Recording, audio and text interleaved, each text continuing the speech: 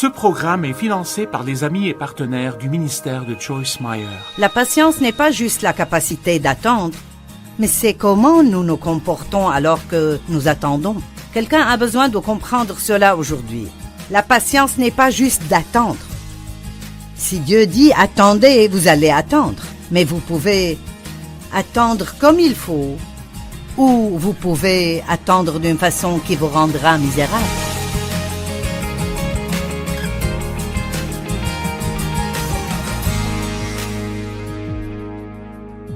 Bienvenue à Vivre pleinement sa vie. Je suis si heureuse que vous soyez avec nous aujourd'hui parce que ça ne me ferait aucun bien de parler aux gens s'il n'y a personne qui regarde. Nous parlons de la peur, une chose dont nous faisons tous l'expérience dans nos vies. Certaines personnes ont beaucoup de peur, d'autres n'en ont pas autant, mais tant que nous vivons, il y aura toujours des temps où la peur nous rendra visite, et la peur vient du diable. Dieu ne nous a pas donné un esprit de timidité, mais un esprit de force, d'amour et de sagesse. Et la seule chose qui, je pense, vainc en fait la peur est la foi. Quand la peur vient, ça ne veut pas dire que nous ne pouvons pas faire ce que nous croyons que nous sommes supposés faire. Ça veut juste dire que la peur essaye de nous arrêter de le faire. Mais vous pouvez toujours le faire même si vous ressentez la peur. Donc le titre de ce message est du livre que j'ai écrit à ce sujet est « Agissez malgré la peur ». Vous pouvez faire des choses même si vous ressentez la peur. J'ai une amie qui avait peur de monter dans l'avion et son mari voyage tout le temps pour son travail. Et leurs enfants avaient grandi, et elle aurait pu faire tellement de voyages avec lui et ils auraient pu ajouter quelques jours pour du temps ensemble ou des vacances. Mais elle n'irait pas, sauf s'ils conduisent. Donc parfois, ils faisaient vraiment de longs voyages, de plus de 20 heures en voiture, juste pour qu'elle puisse y aller. Et donc, elle m'a entendu dire « agissez malgré la peur ». Et à un point donné, elle a décidé qu'elle ferait juste cela. Elle le ferait malgré la peur. Et elle m'a dit que les premières quelques fois qu'elle est montée dans l'avion, elle a senti qu'elle allait vomir, elle était anxieuse. Elle a senti qu'elle aurait une crise de panique, mais elle a persévéré et a dit « Non, je ferai cela même si je dois le faire dans la peur. » Et vous savez quoi maintenant? Elle n'a plus peur de voler du tout et elle va avec son mari tout le temps, et il passe beaucoup de bon temps. Ne laissez pas la peur voler votre vie. Ne laissez pas la peur voler vos relations. Ne laissez pas la peur voler votre joie. Dieu veut que vous ayez une bonne vie. Mais une chose est sûre, vous avez un ennemi, son nom est Satan, ou le diable, et il ne veut pas que vous profitiez de votre vie. Il veut que vous ayez peur tout le temps. Et parfois, quand nous avons le plus peur, c'est là que nous attendons que Dieu fasse quelque chose. Peut-être que vous avez prié, vous étiez plein de foi et vous étiez sûr que Dieu allait faire ce que vous avez besoin qu'il fasse, mais ça fait longtemps depuis que vous avez prié cette prière. Et donc, le doute s'infiltre et les mensonges de Satan viennent régulièrement. Ça n'arrivera pas, ça n'arrivera pas. Je ne sais pas. Tout ce que vous entendez peut-être, Dieu est en colère contre vous. Votre foi n'est pas assez forte. Il pourrait y avoir tellement de mensonges que vous ne pourriez même pas les compter, mais c'est là que vous avez besoin d'avoir la foi. Paul a écrit à Timothée et a dit « Tu dois combattre le bon combat de la foi ». Et nous combattons, mais c'est un combat différent du genre de combat que les gens ont dans le naturel. Nous levons le bouclier de la foi, qui est une partie de l'armure spirituelle dont Dieu parle dans Éphésiens chapitre 6. Et nous disons, qu'importe ce que je ressens et combien ça fait longtemps, je crois Dieu. Je ne sais pas pourquoi certaines choses prennent plus longtemps que d'autres. Parfois, je prie pour quelque chose et il répond avant la fin de la journée. Puis je prie des prières, et le temps que Dieu y réponde, j'oublie que je les ai priées, et il doit me rappeler. Tu ne te rappelles pas quand tu as prié cette prière? Je ne sais pas, seul Dieu connaît le moment. Et si vous voulez avoir de la paix et profiter de votre vie, Vous devez croire que le temps que Dieu choisit est parfait pour vous. Le psalmiste a dit « Mes destinées sont dans ta main ». Et l'une des choses par lesquelles nous passons tout le temps, et nous avons cette question tout le temps, Dieu, quand Dieu? Quand Dieu, quand? Quand est-ce que nous y arriverons? Eh bien, vous savez, ça fait partie du niveau de bébé de la chrétienté. Rappelez-vous, si vous avez des enfants, quand ils étaient petits et vous alliez en voiture, est-ce qu'on y est? Est-ce qu'on y est? Quand est-ce qu'on arrive? Quand est-ce qu'on arrive? Et Dieu préférerait entendre « Je sais que tu agiras exactement au bon moment ». Si vous pensez que Dieu n'a pas encore manifesté votre percée, ça ne veut pas dire qu'il ne travaille pas dessus. L'une des choses que j'ai apprises à dire quand le doute vient à moi est « Dieu travaille ». Au lieu de « Dieu, est-ce que tu me fais rien » ou « Pourquoi ne fais-tu rien ?» Ne dites pas cela, parce que Dieu travaille toujours pour vous. Dites « Dieu travaille ». Dieu nous donne des désirs. Il nous donne des rêves et de l'espérance pour nos vies. Mais il cache le moment exact où ces choses se manifesteront. Ceci, il le garde dans sa sagesse. Pourquoi Dieu nous cache-t-il quand est le bon moment? Eh bien, parfois, si nous savions combien nous devrions attendre, nous abandonnerions avant même de vraiment commencer. Si nous savions ce que nous devrions traverser, nous abandonnerions avant même de commencer. Mais je crois que Dieu aime être un peu mystérieux. Je pense que c'est bon pour nous de ne pas tout savoir. L'un de mes genres de films préférés est les films de mystère. J'aime cela. Regarder et être nerveuse et attendre ce qui va se passer et attendre de voir le résultat qu'il a fait ou quoi que soit l'histoire. Et je pense que ce mystère nous donne en fait un peu de plaisir. Je veux dire, nous pensons toujours que nous aimerions connaître l'avenir, mais voudriez-vous vraiment savoir tout ce qui arriverait avec vous pour le reste de votre vie et quand ça arriverait? Je ne le pense pas. Parce que si vous saviez toutes les bonnes choses, vous n'auriez pas le plaisir de les recevoir. Et si vous saviez toutes les choses les plus difficiles, vous seriez effrayé pendant tout ce temps. Donc, quand vous savez des choses en avance, vous les regardez sans la grâce de Dieu. Et quand le moment vient pour que quelque chose arrive, et vous devez passer par cette situation, alors vous aurez besoin de sa grâce pour faire cela. Dieu ne nous laisse jamais sans l'aide dont nous avons besoin pour faire ce que nous devons faire. Et je peux vous dire que tout le monde attend. Vous n'êtes pas les seuls à attendre. Ça fait partie de notre épreuve de foi.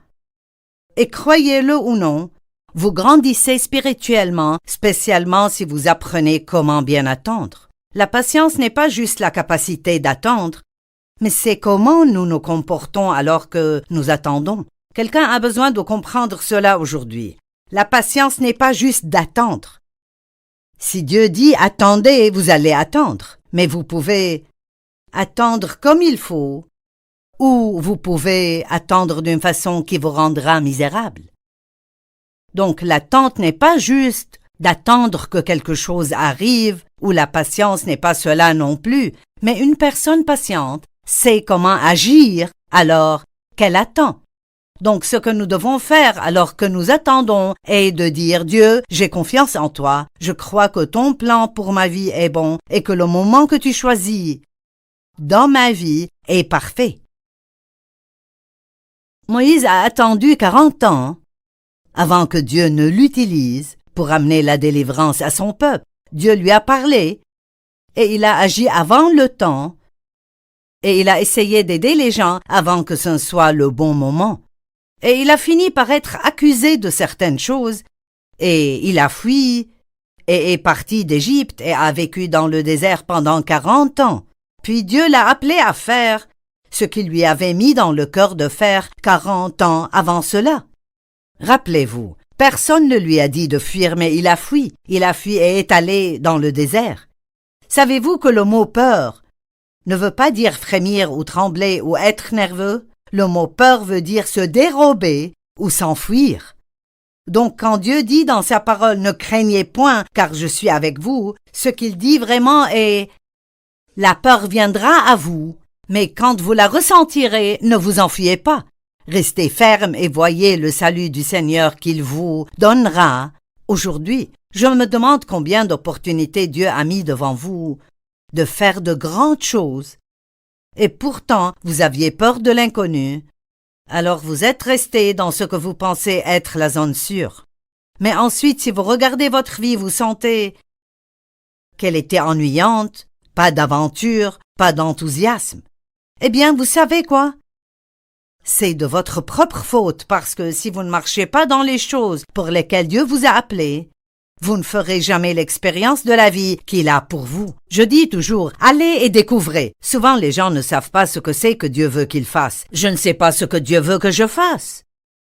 Vous savez, quand je suis entré dans une relation sérieuse avec le Seigneur, dans les années 70, Dieu avait touché ma vie et rempli de la puissance du Saint-Esprit. J'avais été chrétienne depuis longtemps, mais là, je suis devenue une chrétienne ardente. Je veux dire, je voulais servir Dieu. Mais je ne savais pas ce qu'il voulait que je fasse. Je ne savais pas en ce temps-là que j'étais appelée à enseigner la parole. Donc n'importe quelle opportunité qui se présentait devant moi, je la prenais, je l'essayais. L'une des premières choses que j'ai faites dans mon ministère pour Dieu était d'aller avec un groupe de personnes de mon église les samedis matins au centre-ville de St. Louis, qui est la ville où je vis, et nous distribuons des tracts. Pour être honnête, je n'étais pas appelée à faire ça. C'était difficile pour moi, mais c'était une opportunité et j'ai pris l'initiative de le faire. L'une des choses suivantes que j'ai faites était de travailler à la garderie. Ils demandaient des personnes pour aider le dimanche matin. Et très vite, et moi et les enfants, nous savions que je n'étais pas appelée à la garderie. Mais la première fois où j'ai essayé d'enseigner, mon Dieu, j'avais trouvé ma place. Vous savez, vous devez trouver votre place. Vous devez trouver la place qui est pour vous, la place qui est convenable à l'intérieur de vous et où vous êtes bien. Dieu ne vous appellera pas à faire quelque chose où vous devez être misérable tout le temps, alors que vous le faites. Donc je dis, sortez et découvrez ce que Dieu veut que vous fassiez. Vous seriez surpris par ce dont vous êtes capable si vous faites juste un pas et vous découvrez ce que Dieu peut faire à travers vous. Vous ne découvrirez jamais cela si vous n'êtes pas prêt à avoir tort. Je veux que vous m'écoutiez. Vous ne le découvrirez jamais si vous n'êtes pas prêt à avoir tort. Et ce ne sera pas la fin du monde si vous allez et vous essayez quelque chose que vous sentez que Dieu veut que vous fassiez et ça ne marche pas et vous devez faire un pas en arrière et dire « j'ai fait une erreur ». Mais au moins, ceci est quelque chose dont vous pouvez dire « je sais maintenant que je ne suis pas supposé faire ça ». Et je crois qu'il y a des personnes qui regardent maintenant qui ont besoin d'entendre ce que je dis, parce que vous n'êtes pas content dans la vie, mais c'est parce que vous ne prenez pas de pas dans la foi. Vous n'avez pas d'aventure parce que vous vivez beaucoup trop dans la peur. Votre nouvelle attitude dans la vie doit être « je ne craindrai pas ». Vous pouvez ressentir la peur, mais vous ne succomberez pas à la peur parce que Dieu est avec vous. Joseph a attendu 14 ans. Dieu lui a donné un rêve, et de là, les choses ont mal tourné. Sentez-vous parfois que Dieu vous parle et après cela, ce n'est rien d'autre qu'un problème après l'autre? J'ai eu cette expérience et Joseph l'a eu aussi. Il a eu un rêve et il l'a partagé avec ses frères et ils étaient jaloux. Donc ils sont allés à la chasse avec lui et ils ont fini par le vendre à des vendeurs d'esclaves et ont tué un animal et ont mis de son sang sur sa tunique et ont dit à son père qu'un animal l'avait tué. Eh bien, il s'est retrouvé en Égypte et partout où Joseph allait, Dieu lui donnait la faveur. La Bible dit que les frères de Joseph le haïssaient et ils le haïssaient de plus en plus, mais Dieu était avec lui. Dieu était avec lui. Vous voyez, qu'importe qui est contre vous et qu'importe qui vous dit que vous n'êtes pas suffisant et que vous ne pouvez pas et que vous ne pourrez jamais, si Dieu est avec vous, vous pouvez faire tout ce que Dieu vous demande de faire. Il est temps de vivre une vie plus courageuse Il est temps de sortir et de découvrir tout ce dont vous êtes capable. Abraham a attendu 20 ans après que Dieu lui a donné la promesse qu'il aurait son propre enfant. Et quand on parle de quelqu'un qui avait de bonnes raisons de ne pas croire ce que Dieu a dit, c'était Abraham et Sarah. Elle avait dépassé l'âge de la fertilité. Il avait presque 100 ans et à cet âge, il ne pouvait pas être le père d'un enfant. Et pourtant, Dieu a dit, je vais te donner ton propre enfant. Et la Bible dit qu'Abraham a cru Dieu et à cause de cela, l'Éternel le déclara juste. Vous voulez être juste devant Dieu? Croyez. Être juste devant Dieu ne veut pas dire tout faire comme il faut, c'est de croire en celui qu'il a envoyé. Jean 6, 28 et 29 nous donnent une merveilleuse explication de ceci quand les disciples ont dit « Que devons-nous faire pour accomplir les œuvres de Dieu? Que devons-nous faire pour lui être agréable ?» Et la réponse était « L'œuvre que Dieu attend de vous, c'est que vous croyiez en celui qu'il a envoyé. » Donc Abraham avait une situation impossible. Mais bien que des choses soient impossibles pour l'homme, toutes choses sont possibles avec Dieu. Mais il a attendu. Pendant 20 ans, il a attendu. C'est une longue période pour tenir ferme devant la peur.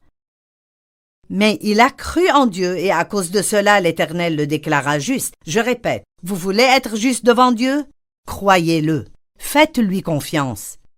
Croyez que Dieu travaille pour vous et qu'il a un bon plan pour votre vie. Et même quand vous péchez et vous fautez, croyez que quand vous demandez le pardon, que Dieu vous pardonne et qu'il enlève le péché aussi loin que l'Est et de l'Ouest.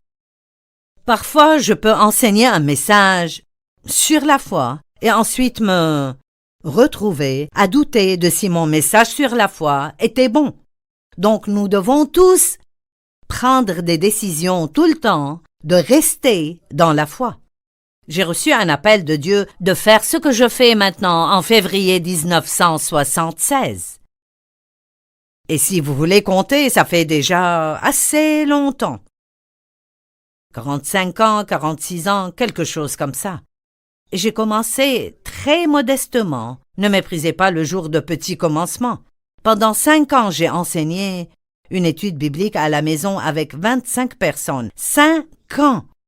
Et j'avais quitté un travail à temps plein où je gagnais beaucoup d'argent pour pouvoir préparer, pour pouvoir enseigner parce que je ne suis pas allée au collège. Je n'avais pas l'éducation, je ne savais pas quoi faire, mais Dieu m'a assuré qu'il le savait et que si je fais un pas dans la foi, il fera marcher cela. Et il l'a fait.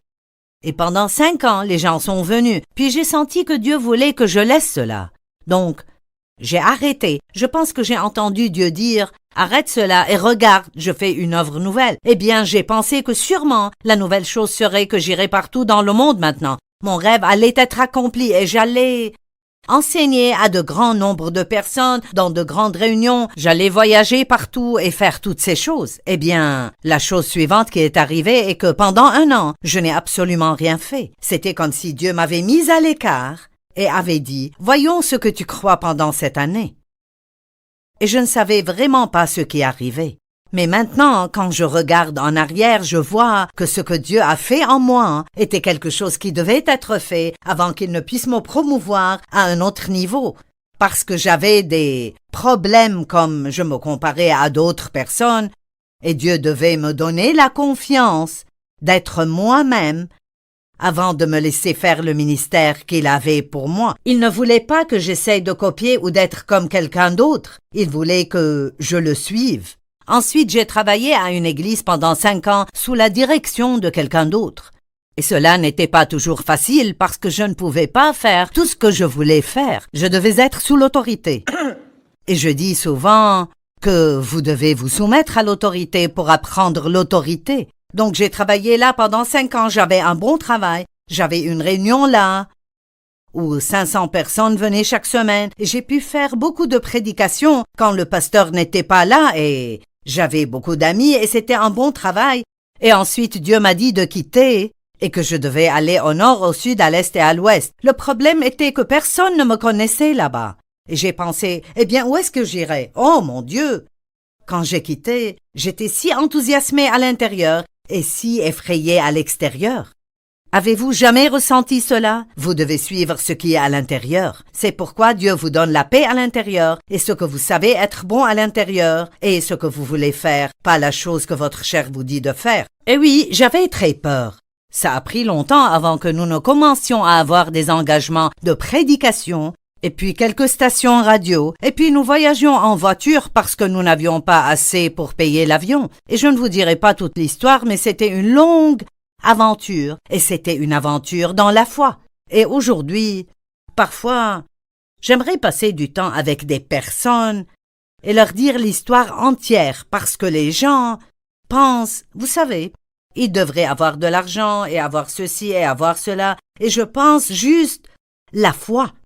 Je me souviens, quelqu'un a dit à Mère Thérèse, avant qu'elle n'aille en Inde, parce qu'elle n'avait vraiment rien, elle a dit « J'ai 3 sous et j'ai Dieu et c'est tout ce qu'il me faut ». Et elle est allée là-bas et elle a fait tellement de travail merveilleux. Ne regardez pas ce que vous n'avez pas, regardez le fait que vous avez Dieu et mettez votre foi en lui et laissez votre foi vaincre ses peurs. Et maintenant, me voici, après toutes ces nombreuses années, je fais ce que Dieu m'a appelé à faire il y a 46 ans et je le fais maintenant depuis près de 20 ans, mais ce n'est pas arrivé instantanément. Dieu m'a fait passer par la longue route ardue, bien qu'il y ait eu un endroit qui était plus proche. Quand Dieu a sorti les Israélites de l'Égypte, la Bible dit dans Exode 13-17, lorsque Pharaon laissa aller le peuple, Dieu ne le conduisit point par le chemin du pays des Philistins, quoique le plus proche, car Dieu dit le peuple pourrait se repentir en voyant la guerre et retourner en Égypte. Maintenant, ceci est très important parce que quand Dieu vous fait passer par la longue route ardue, c'est en fait une éducation pour ce que vous ferez un peu plus tard.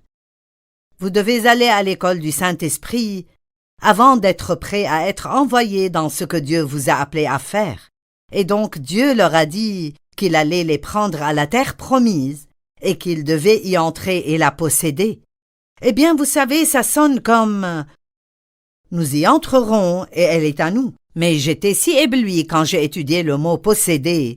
J'ai découvert qu'il veut dire, en fait, déposséder les occupants actuels. Donc il les a menés par la longue route ardue parce qu'ils n'étaient pas prêts pour la guerre. Ils allaient devoir prendre la terre. Dieu la leur avait donnée, mais ils devaient la prendre. De la même façon, Dieu a déjà préparé une vie si merveilleuse pour vous, mais vous devrez aller la prendre. Vous ne pouvez pas juste attendre que tout vienne à vous. Vous devez écouter la parole de Dieu qui vient à vous, dans votre cœur. Assurez-vous qu'elle est conforme à l'Écriture et ensuite faites un pas dans la foi et faites tout ce que Dieu vous a demandé de faire. Il ne vous laissera pas et ne vous abandonnera pas. Eh bien, Dieu les a entraînés quand ils étaient dans le désert. Et les choses étaient difficiles, ils ont dû dépendre de Dieu pour vraiment tout. Ils n'avaient pas de nourriture ni d'eau, et ils avaient passé plusieurs années où Dieu leur envoyait de la nourriture appelée la manne chaque jour, et ils ne pouvaient même pas en prendre un peu, et le garder pour plus tard, ils ne pouvaient en prendre qu'assez pour une seule journée, excepté quand elle venait pour le sabbat, et parce qu'ils ne pouvaient pas travailler le jour du sabbat, ils pouvaient en prendre pour 2 jours, le jour précédent. Si vous pensez vraiment à certaines de ces choses, imaginez combien ce serait difficile, parce que ce qu'on pourrait penser est si Dieu n'en envoie pas demain. Mais s'ils en ramassaient plus qu'il ne le faut pour ce jour, ça pourrissait et puait. Je pense que certaines personnes ont des vies puantes parce qu'elles ne sont pas prêtes à suivre la direction de Dieu et elles essayent toujours de pourvoir pour elles-mêmes ce que seul Dieu peut leur donner s'ils mettent leur foi en Dieu. Je vais le redire parce que quelqu'un en a besoin. Certaines personnes essayent de pourvoir pour elles-mêmes ce que seul Dieu peut donner. Et vous devez commencer à faire confiance à Dieu et à vivre par la foi.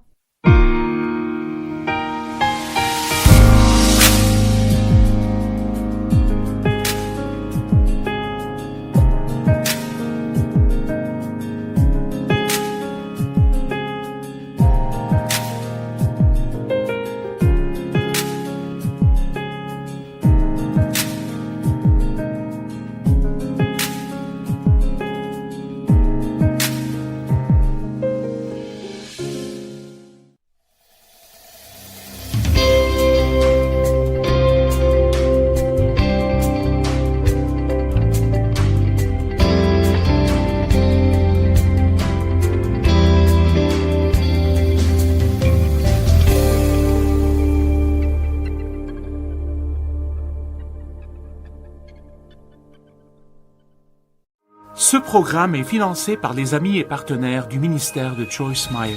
Cette femme l'a touché par sa foi.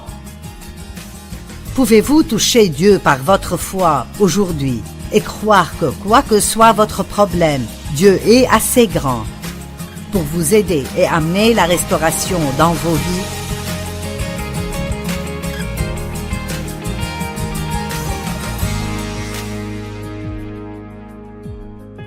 Merci de vous être joints à nous aujourd'hui sur Vivre pleinement votre vie. Plus vous apprenez la parole de Dieu, plus vous vivrez pleinement chaque jour de votre vie, même les jours qui sont difficiles et durs à traverser. Je parlais de la peur et de vaincre la peur par la foi et comment agir malgré la peur. Donc je répète un peu, qu'est-ce que je veux dire par agir malgré la peur? Eh bien, le mot peur veut dire se dérober ou fuir loin d'eux. Et il y a beaucoup d'endroits dans la Bible où il est écrit « Ne craignez point car je suis avec vous ». Dieu ne disait pas aux gens auxquels il parlait de ne pas ressentir la peur. Nous ressentirons la peur à différents moments dans notre vie, pour différentes raisons à différentes occasions. Mais gardez en tête que nous n'avons pas à succomber à n'importe quel sentiment que nous avons. Nous pouvons agir malgré la peur, mais si nous sentons la peur, ne laissez pas la peur vous contrôler et vous arrêtez de faire les choses que vous croyez que Dieu veut que vous fassiez ou les choses qui vous sont vraiment à cœur. Je ne crois pas en les actions insensées. Je ne dis pas que si vous avez peur de l'eau, si vous ne pouvez pas nager et vous avez peur des profondeurs, je ne suggère pas que vous devriez sauter du côté profond d'une piscine juste pour agir malgré la peur. Ce dont je parle est les choses qui sont en fait logiques, les choses que vous savez que Dieu vous demande de faire et les choses que vous devez faire. Je ne veux pas que quelqu'un se fasse du mal parce que j'ai dit agissez malgré la peur, mais il y a tellement de choses que les gens manquent parce que combien de personnes sont invitées à des fêtes et n'y vont pas parce qu'elles ne connaissent personne là-bas, ou elles ont peur d'être rejetées, ou il y aura quelqu'un là-bas avec qui elles se sont disputées dans le passé, et elles ont peur de les rencontrer de nouveau. Vous avez probablement tellement d'opportunités d'avoir peur à chaque tournant, mais à chaque fois que la peur vient et frappe à votre porte, vous devez répondre avec la foi. Mais pour vivre sans peur, nous devons aussi apprendre à vivre sans doute. Je ne dis pas que Dieu est en colère contre nous à chaque fois que nous doutons. Thomas a douté et a dit « Je ne croirai pas que c'est toi, sauf si je peux mettre ma main dans ton côté. » Et donc, Jésus l'a laissé le faire, l'a laissé faire. Mais ensuite, Jésus a dit « Bénis sont ceux qui croient sans avoir vu. » Et c'est là où nous voulons arriver. Si vous avez du vrai doute, vous pouvez parler ouvertement à Dieu. Mais ensuite restez dans la prière pour arriver au point où vous n'êtes pas tourmenté par ces doutes. Apprenez à douter de vos doutes parce qu'à chaque fois que le doute vient, ça veut dire que l'ennemi essaye de nous voler quelque chose. Et j'aime dire que le doute est comme une peur bébé. Elle n'est pas encore une peur tourmentante adulte, mais c'est le commencement de cela. Et donc si nous pouvons l'attraper au début, alors nous avons une plus grande chance de vaincre cette peur. Abraham avait de la foi pour l'impossible. Dieu lui a dit qu'il aurait son propre fils, mais lui et Sarah avaient dépassé l'âge d'avoir des enfants. Et pendant le temps où il attendait, oui, j'ai dit qu'il attendait, pendant le temps où il attendait que Dieu réalise cette promesse dans sa vie, lisons ce que la Bible dit à son propos. Romains 4, 18 à 21. Espérant, contre toute espérance, Abraham crut, en sorte qu'il devint père d'un grand nombre de nations. D'autres traductions disent, bien que toute raison d'espérer ait disparu, il a espéré dans la foi. En d'autres termes, il n'avait aucune raison naturelle d'espérer. Il n'y avait rien qu'il ne pourrait regarder qui disait il y a de l'espoir. Il pouvait voir le corps presque mort et stérile de Sarah et penser il n'y a pas d'espoir là. Il pouvait se regarder quand il avait 100 ans et dire pas d'espoir là non plus. Nous ne devons pas essayer de trouver notre espérance dans les choses, mais trouver notre espérance en Dieu. Et c'est le moment pour nous de vraiment retourner à croire que toutes choses sont possibles pour Dieu. Et parfois, nous ne doutons pas vraiment que Dieu peut le faire, mais nous doutons qu'il le fera pour nous. Nous avons du doute à propos de nous-mêmes et nous allons parler de cela. Donc, espérant contre toute espérance, Abraham crut en sorte qu'il devint père d'un grand nombre de nations selon ce qui lui avait été dit. Et sans faiblir dans la foi, il ne considéra point que son corps était déjà usé, puisqu'il avait près de 100 ans, et que Sarah n'était plus en état d'avoir des enfants. Donc, il ne s'est pas caché de ces circonstances. Il a regardé ces circonstances, mais il a dit Dieu est plus grand. Et je pense que c'est ce que Dieu veut que vous fassiez. N'ayez pas peur de vos circonstances. Regardez-les en face et dites je vois ceci et ceci et ceci et ceci, mais aucune de ces choses n'est plus grande que mon Dieu. Avec Dieu, toutes choses sont possibles. Il ne douta point. Il ne douta point par incrédulité au sujet de la promesse de Dieu. Et maintenant, écoutez, mais il fut fortifié par la foi, donnant louange et gloire à Dieu. Il fut fortifié, sa foi fut fortifiée, comme il continuait à louer Dieu et à le remercier en avance pour ce qu'il allait faire. Vous savez, quand vous demandez à Dieu de faire quelque chose qui semble être impossible dans votre vie, l'une des choses à faire, à chaque fois que le doute vient à vous, est juste de proclamer et dire « Je crois que Dieu travaille dans ma vie et que ma victoire arrivera juste au bon moment. » La Bible dit « Ceci est la victoire qui triomphe du monde, c'est notre foi. » La foi amène une victoire dans votre vie. Quelle est la foi? La foi est une ferme assurance des choses qu'on espère, une démonstration de celles qu'on ne voit pas. Pensons à cela. Qu'est-ce que c'est? Une ferme assurance des choses qu'on espère, mais qu'on ne voit pas. Une démonstration de choses qu'on ne voit pas.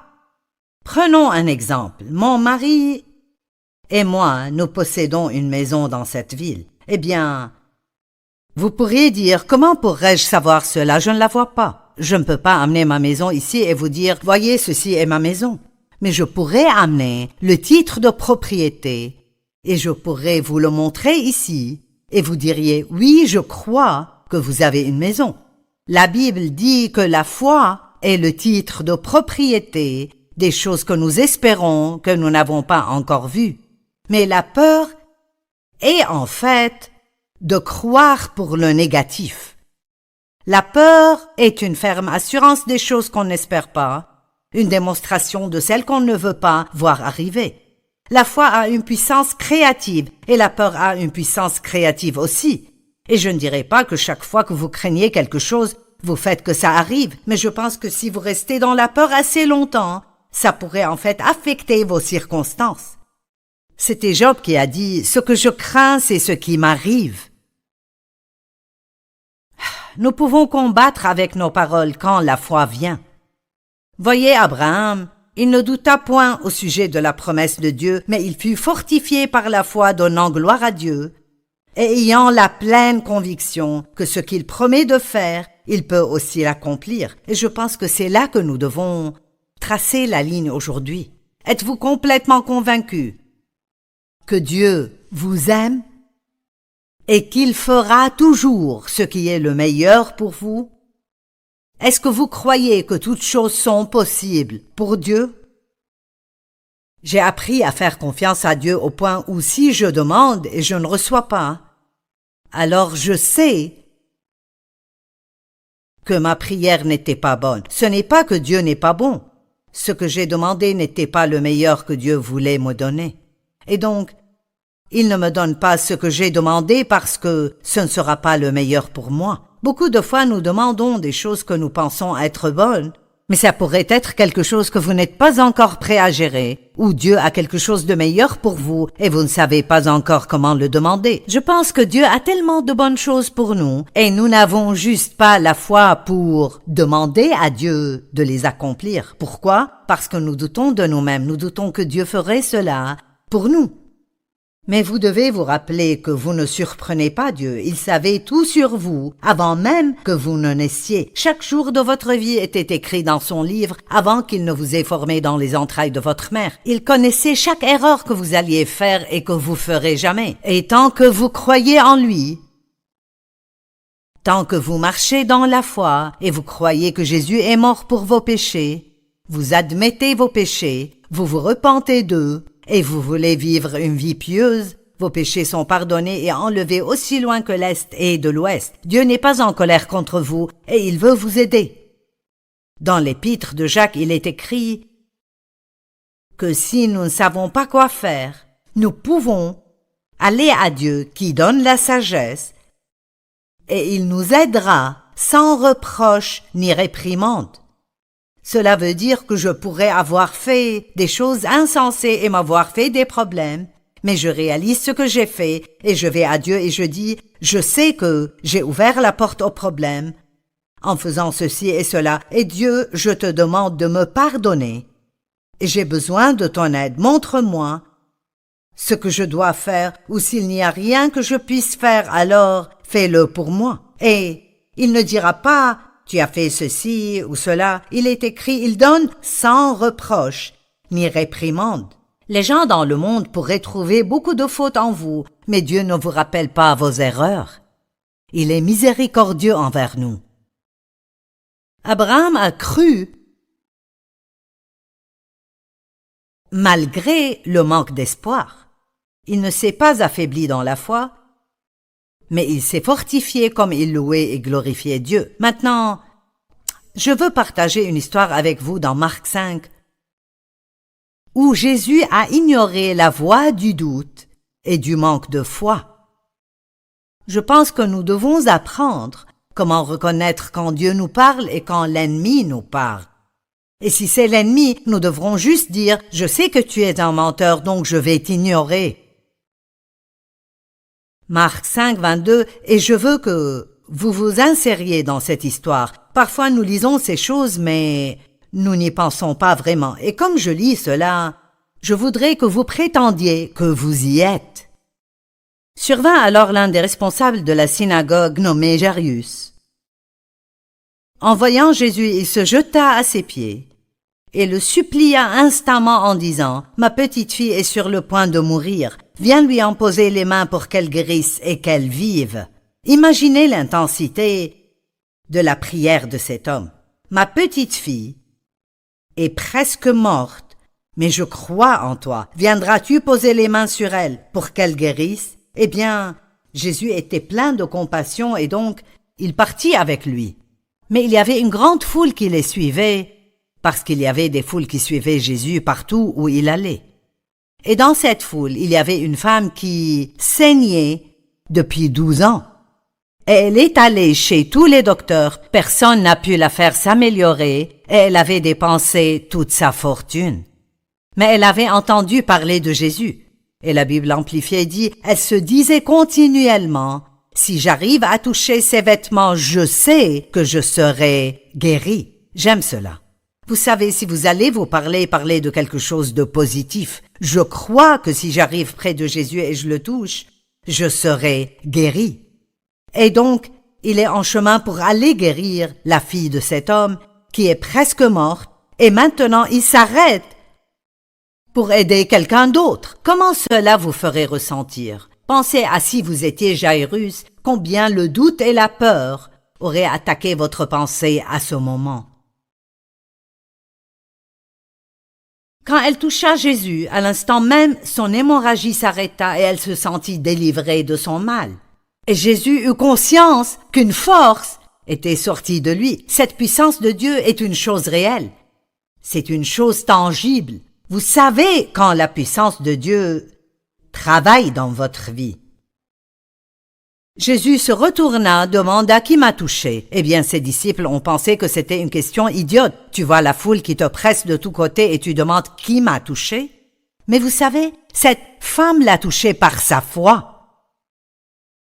Pouvez-vous toucher Dieu par votre foi aujourd'hui et croire que quoi que soit votre problème, Dieu est assez grand pour vous aider et amener la restauration dans vos vies? Mais la femme, sachant ce qui lui est arrivé, est venue, en tremblant, et est tombée à ses pieds et lui a dit la vérité en entier. Et il lui a dit, ma fille, ta foi t'a guérie, va en paix. La foi agit. La foi amène la délivrance. La foi amène le changement. La foi amène la guérison. La foi amène le travail dont vous avez besoin quand il n'y a pas de travaux. Pendant qu'il parlait encore, quelques personnes arrivèrent de chez Jairus pour lui dire « Ta fille est morte, à quoi bon importuner encore le maître ?» Oh mon Dieu! Que ressentait-il? Jésus, pourquoi t'es-tu arrêté? Je t'ai dit combien ma situation était désespérée. Il n'a pas dit ça, mais il a dû ressentir cela. Mais écoutez ceci. Dans le verset 36, Marc 5, 36. Mais Jésus entendit, la Bible amplifiée dit, mais ignora ce qu'ils ont dit. Il dit au chef de la synagogue, ne crains pas, crois seulement. Wow, il demande. C'est beaucoup. Garde juste les yeux sur Jésus. Hébreux 12 dit, détournons notre regard de tout cela et gardons les yeux fixés sur Jésus qui est le chef et le consommateur de la foi. Dieu n'a pas juste commencé la foi en vous pour quelque chose, pour vous laisser dans la misère et sans réponse. Il est le chef et le consommateur de votre foi. Mais parfois, vous devez continuer à croire quand il semble que rien ne marchera et vous n'aurez jamais ce que vous avez demandé de Dieu. Je sens dans mon cœur aujourd'hui qu'il y a des personnes qui ont abandonné leurs rêves. Il y a des personnes qui nous regardent auxquelles l'ennemi a dit « Oublie-le donc, ça n'arrivera jamais. Oublie-le donc. » Tu as juste plein d'idées, mais rien de cela n'est quelque chose que Dieu t'a dit. Arrêtez-vous et retournez pour voir ce qui est dans votre cœur. Si vous avez fait une erreur, alors admettez-le et dites-le. Mais si vous dites non, je crois que c'est ce que Dieu veut faire. Je crois que ceci est quelque chose dont Dieu m'a parlé. Alors vous devez stimuler votre foi aujourd'hui. Attisez le feu qui brûlait à l'intérieur de vous et revenez à dire « Je crois Dieu et je me moque de combien de temps ça prend. Je ne vais pas lâcher Dieu. » Parce que j'ai sa promesse à ce sujet et il est fidèle. Donc, il ne permit à personne de le suivre excepté Pierre, Jacques et Jean. Pourquoi cela? Parce que Jésus allait ressusciter cette fille d'entre les morts et il ne voulait pas un tas de manque de foi autour de lui. Il voulait la foi autour de lui. Et vous savez quoi? Quand vous êtes dans une situation désespérée et il vous semble que rien ne marchera, vous ne voulez pas des personnes autour de vous qui sont négatives et qui vous disent toujours ce qui ne marchera pas. Vous devez vous entourer de personnes positives, de personnes de foi, de personnes qui vous encourageraient et croient Dieu avec vous. Quand j'ai besoin que quelqu'un prie avec moi, je sais qui appeler parce qu'ils ne diront pas « Oh, pour sûr, je prierai pour toi ». Je sais qu'ils vont prier. Ils vont vraiment prier et j'ai confiance que Dieu les entend. En arrivant à la maison de Jairus, Jésus vit une grande agitation. On pleurait et on poussait des cris. Il entra dans la maison et dit « Pourquoi ce tumulte? Pourquoi ces pleurs? L'enfant n'est pas morte, elle est seulement endormie. » Mais on se moqua de lui. Mais regardez ce qu'il a fait. Alors il fit sortir tout le monde. Une fois de plus, il s'est débarrassé du doute. Il prit avec lui le père et la mère de l'enfant ainsi que les disciples qui l'accompagnaient, Pierre, Jacques et Jean. Et il entra, et bien sûr, il l'a ressuscitée. Et elle s'est levée et était totalement guérie. Vous savez, certains d'entre vous pourraient changer votre vie si vous vous éloignez simplement de certaines des personnes négatives et douteuses avec qui vous passez du temps. Je ne peux pas supporter la négativité et c'est intéressant parce que j'étais une personne très négative. Je dis toujours, si je pensais 2 pensées positives, ça donnerait une crampe à mon cerveau. Et je veux dire, j'ai grandi avec un père négatif. Il n'avait confiance en personne et tout avait un but ultérieur. Et j'ai grandi en apprenant comment être négative et je me sentais presque insensée si j'étais positive. Donc ça a pris du temps pour que Dieu me transforme. Dave et moi étions mariés pendant une courte période de temps et il m'a dit « Pourquoi es-tu toujours si négative ?» J'ai dit « Si on ne s'attend pas à ce que tout marche bien, alors on ne sera pas déçu quand ça ne marche pas. » J'ai eu tellement de découragement dans ma vie que je pensais que je me protégeais en croyant de mauvaises choses. J'avais en fait ce que la Bible appelle dans Proverbe 15:15 de mauvaises appréhensions. Il y avait toujours ce sentiment autour de moi, dans mon atmosphère, comme si j'attendais le moment fatal, façon de parler. Vous devez faire attention de ne pas vous laisser entrer dans cette situation. Et donc, si vous avez des problèmes, ne laissez pas vos amis être des personnes qui ne veulent jamais rien faire d'autre que de parler négativement de vos problèmes. Entourez-vous de personnes qui amèneront de la joie, qui vous feront rire, qui vous encourageront et vous diront que Dieu peut tout faire. Le mot « doute » veut dire en fait ne pas avoir d'issue, ne pas avoir de ressources, être embarrassé, être dans le doute, perplexe, désemparé. Le doute peut aussi signifier être dans deux chemins, ce qui implique l'incertitude concernant quel chemin prendre. On dit des croyants qui ont peu de foi qu'ils sont en suspens. Pensez à la phrase « tout est juste en suspens ». Eh bien, vous savez, Dieu veut que nous sachions qu'il est bon et qu'il veut nous aider. Comme je l'ai dit dans Jacques chapitre 1 versets 5 à 8, il dit « Si l'un de vous manque de sagesse, qu'il la demande à Dieu qui donne à tous généreusement et sans reproche et il la lui donnera. Qu'il la demande avec foi, qu'il la demande sans douter. Car celui qui doute ressemble aux vagues de la mer agitées et soulevées par le vent. Qu'un tel homme ne s'imagine pas obtenir quoi que ce soit du Seigneur. Donc je veux vous dire maintenant, décidez fermement ce que vous croyez et accrochez-vous-y. Je veux le dire de nouveau. Décidez fermement ce que vous croyez et accrochez-vous-y. Et ne pensez pas que vous ne serez pas mis à l'épreuve parce que vous le serez. Vous devrez attendre. Il vous semblera que rien ne marchera. Mais c'est là que vous combattez le bon combat de la foi et vous direz « Je ne craindrai pas parce que Dieu ne m'a pas donné un esprit de timidité, mais de force et d'amour et de sagesse. Et je sais que Dieu a un bon plan pour ma vie. » Maintenant, comme je l'ai dit, je pense que très souvent, nous doutons de nous-mêmes plus que nous doutons de Dieu.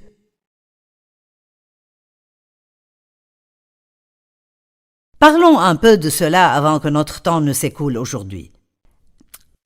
Est-ce que vous jugez chaque action que vous faites?